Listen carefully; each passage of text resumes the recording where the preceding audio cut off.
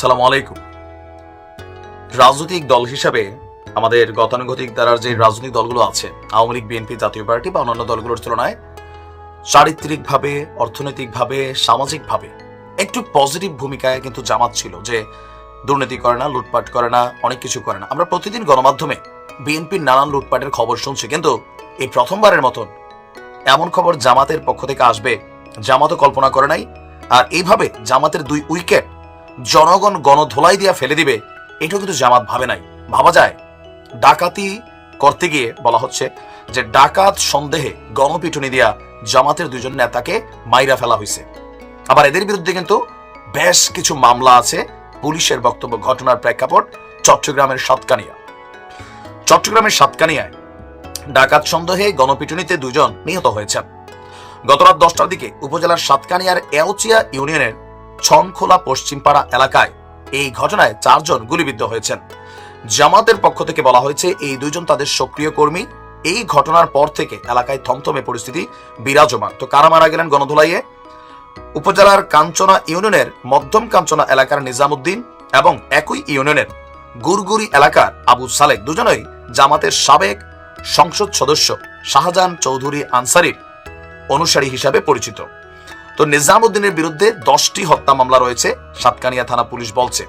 ঘটনার বিষয়ে বলা হচ্ছে যে আপনার যিনি ওসি সাহেব আছেন, যে রাতে গোলাগুলির খবর পেয়ে আমরা ছনখোলা গ্রামে গিয়ে 2 জনের লাশ উদ্ধার করি, আর 2 জনই গণপিটুনিতে মারা গেছেন বলে প্রাথমিকভাবে নিশ্চিত হয়েছি।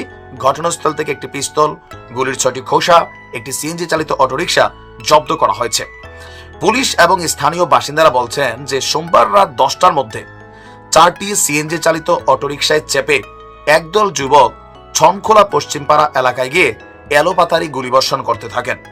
এই সময় মসজিদের মাইকে ডাকাত আসছে এমন ঘোষণার পর লোকজন সেখানে জড়ো হয় এবং বহিরাগত অস্ত্রধারীদের ঘিরে ফেলে। এরপরও এই বহিরাগত যুবকরা গুলি চালাতে থাকেন। এ সময় 4 জন গুলিবিদ্ধ হন, যার মধ্যে 3 জন স্থানীয় বাসিন্দা এবং একজন দোকানদার। আহতরা বলছেন যে স্থানীয়রা নেজাম সালেকদের গুলিতেই এই ব্যক্তিরা আহত হয়েছে, যারা গুলি করেছে। তো পুলিশ এবং স্থানীয়দের ধারণা, এক পর্যায়ে গুলি শেষ হলে বহিরাগতরা দূরে রাখা গাড়িগুলোর দিকে এগিয়ে থাকেন, কিন্তু এলাকাবাসী লাঠিসোঁটা, দেশীয় অস্ত্র নিয়ে নেজাম সালেক সহ এই বহিরাগতদেরকে গণধোলাই দেন, আর এতে 2 জন স্পটে মারা যান। আপনার ধারণা করা হচ্ছে যে 5ই আগস্ট যে থানাগুলা লুট হয়েছে, ওই থানা থেকে যে অস্ত্রগুলা মিসিং হয়েছে, এই অস্ত্রগুলাই এরা হাতে নিয়েছে। উদ্দেশ্য কি ছিল, যারা এখানে গেল বা তাদেরকে মারল, নাম প্রকাশ না করার শর্তে ছনখোলা এবং কাঞ্চন এলাকার একাধিক বাসিন্দা বলছে, ছনখোলা গ্রামে আওয়ামী লীগ আমলে স্থানীয় চেয়ারম্যান মানিকের আধিপত্য ছিল।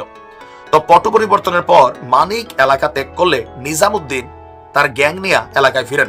এরপর থেকে চেয়ারম্যান মানিকের বাড়িঘর, গরুর খামার, ইটভাটা, বাগান লুট করে এই নিজাম এবং তার বাহিনী।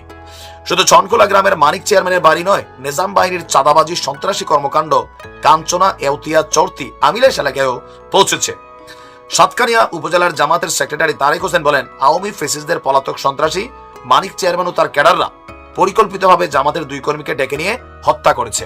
তার মানে জামাতের 2 উইকেট ফালাই দিছে কে?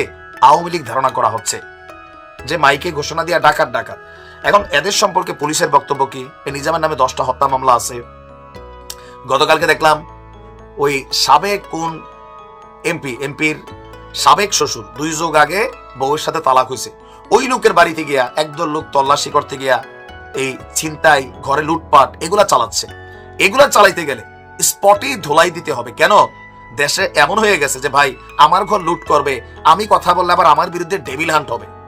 একটা পরিস্থিতি এরকম যে বর্তমান ইউনূস সরকারের আমলে একটা জিনিস মনে হয় বৈধতা নেওয়ার চেষ্টা করছে, আওয়ামী লীগ হইলে তার বাড়িঘর লুট করা যাবে, আওয়ামী লীগ হইলেই তার সবকিছু এখানে আমরা মন যাচ্ছে তাই করতে পারবো, আর যার বাড়িতে লুট হচ্ছে তিনি যদি বাধা দেওয়ার চেষ্টা করেন তার বিরুদ্ধে মামলা হবে, তাকে খোঁজা হবে ডেভিল হিসাবে। এরকমই তো একটা প্রেক্ষাপট। এই যে নিজামুদ্দিনের অনুসারীরা, জামাতের এই গ্যাং, যারা আওয়ামী লীগ নেতার বাড়িতে ডাকাতি করতে গেছে বা লুটপাটের উদ্দেশ্যে ঘোরাঘুরি করতেছে, তো যে মানিক চেয়ারম্যান সে যদি এলাকার মানুষ নিয়ে এদেরকে ধোলাই দেয়, এটা তো অন্যায়ের কিছু না। আপনি আমার বাড়ি লুট করবেন, আমি অপরাধ করছি ভাই, আমারে পুলিশে নেন, জেলে নেন, ফাঁসি দেন, কিন্তু আমার বাড়িঘর সম্পত্তির উপর তো আপনি হামলা করতে পারেন না। কিছু কিছু এলাকায় জামাতের এমন অ্যাক্টিভিটিস কিন্তু আছে। গতকালকে 3টা নিউজ আসছে জামাতের এই লুটপাট ঘটনাকে কেন্দ্র করে। দেখছেন তো বিএনপির প্রতিদিন 100 আসে, বাট আসে কিন্তু। যদিও জামাতের এই ইস্যুতে জামাতের কোনো কেন্দ্রীয় নেতা মুখ খোলেন নাই। তারা বলছে এটা আওয়ামী লীগ পরিকল্পিতভাবে করছে। দেখুন পরিকল্পিতভাবে কারে করছে? যার নামে অলরেডি 10টা হত্যা মামলা আছে, তাই না? পুলিশের বক্তব্য।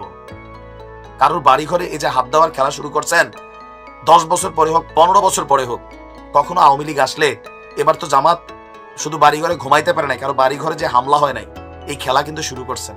মব জাস্টিস অনেক ভারী পড়বে, আমরা এগুলো চাই না। ব্যক্তির অপরাধে তার শাস্তি হবে, কিন্তু তার পরিবার, তার সম্পত্তি আপনি হাত দেওয়ার কে? আওয়ামী লীগকে আজীবনে লেগে দেশ থেকে গেছে গা, আপনার মনে হচ্ছে আর ফিরে আসবে না? তখন আমরা আবার নিউজ করতে হবে যে উচিত শিক্ষা হয়েছে। এগুলো বন্ধ করেন। ভালো থাকুন।